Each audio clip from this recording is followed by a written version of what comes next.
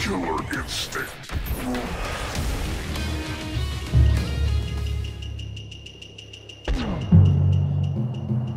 Guess what's back, ladies and gentlemen? Killer Instinct. This time exclusively on the Xbox One. And sadly, Rare is nowhere in sight. This time the game was developed by Double Helix Games. And, well, I never really heard of these guys before, but I gotta say, overall, they did a fantastic job. Killer Instinct has always lived and died by its combo system, and the same can be said here. Combos are extremely simple to start, but become quite complex as you dig deeper into the balanced fighting system. So here's how it works. You begin by using an opener, which is one of several special moves per character. You then use a single attack to perform an auto double. You can also perform a manual, but that requires far greater timing, and that's mainly for the vets. Anyways, from there you input another special move which acts as a linker. After that you perform yet another basic attack to form another auto or auto double, and then close the entire thing out with an ender, which is yet again another special move, this time with high kick or high punch. If that all seems overly complex, fear not, as it really isn't too bad once you get the hang of things. Throw in ultra finishers, which allow you to execute awesome looking sort of like finishing moves, shadow moves and shadow linkers, which are more powerful special moves, and the instinct mode, which grants you a buff for a short period of time, and you have yourself a very deep and at first complex fighting system. But seriously, trust me, it's really not that bad once you get the hang of things. Oh, and did I mention combo breakers? At any point in the combo string, you can break the opponent's attack by pressing two like-powered punch and kick buttons together. If your opponent is attacking you with a heavy combo string, and you press both heavy kick and punch buttons together at the correct time, you can break the combo and begin a new string yourself. Watch out though, as if you guess incorrectly, you're penalized and unable to attempt another breaker for a couple of seconds. There's also a counter breaker, which allows the attacker to fake out a combo breaker from the defender.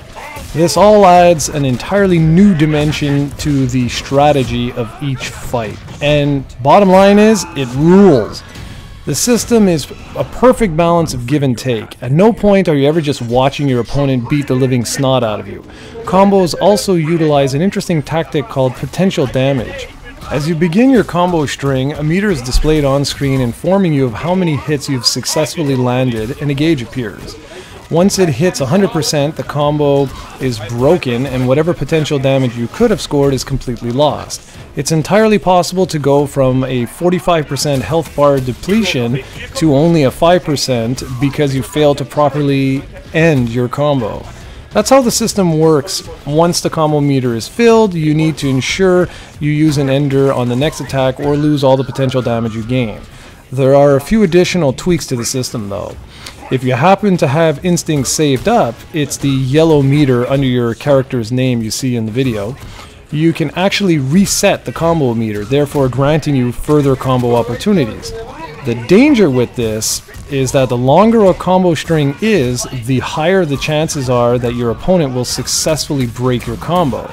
This juggling act is what makes the game so damn fun to play though. Another aspect that I really enjoyed was the dojo. The dojo is a single player mode which shows players how to successfully use Jago through 32 trials. It goes way beyond that though, and actually teaches players the fundamentals of any fighting game.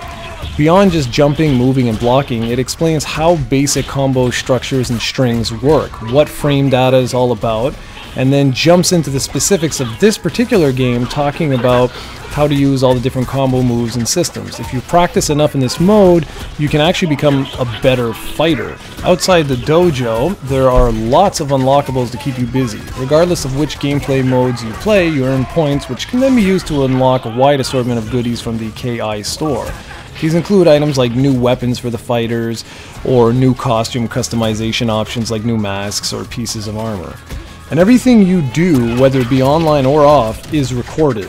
This means you can always go back, turn on frame data, and see exactly where you went wrong with a certain combo string with an online match. Now, there are a couple of things that fall in the so-so category. Pricing is both a blessing and a curse. On the plus side, everyone who purchases an Xbox One can download the game for free. Included is Jago as the only playable character, as well as all the other gameplay modes available in the game. The $20 Combo Breaker Pack includes all 6 launch characters, which is Jago, Orchid, Glacius, Saberwolf, Thunder, and Sidira, plus 2 post-launch characters, which is Fulgor and Spinal.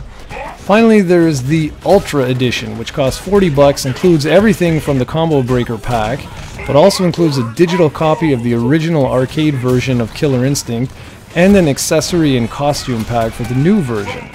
What this boils down to is that the game is actually a platform in and of itself. At any point, players who download the game can purchase individual characters for $5 a pop, or purchase additional costumes and accessories.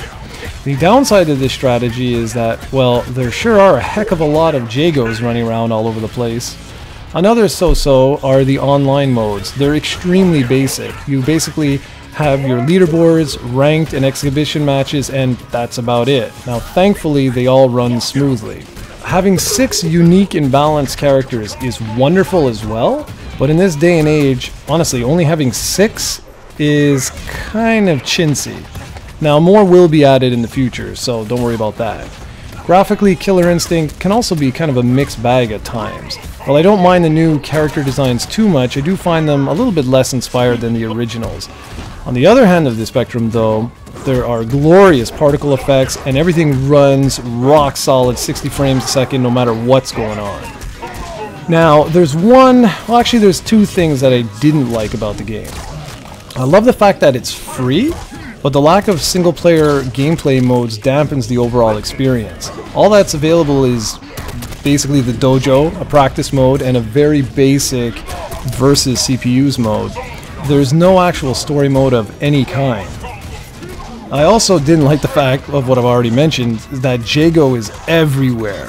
The biggest downside to having a free version of the game is that virtually everyone you play against online is going to be Jago, and after, 20 or 30 matches, that kind of sucks. Killer Instinct really surprised me overall, though.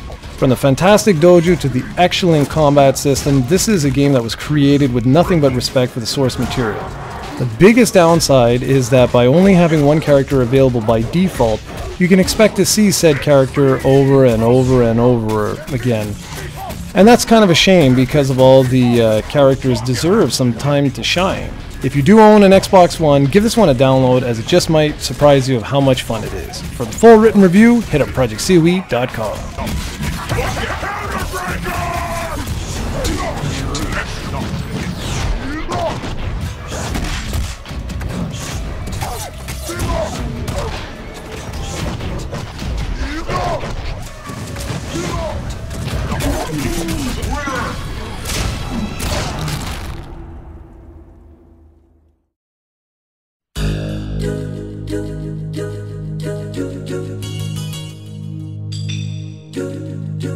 Do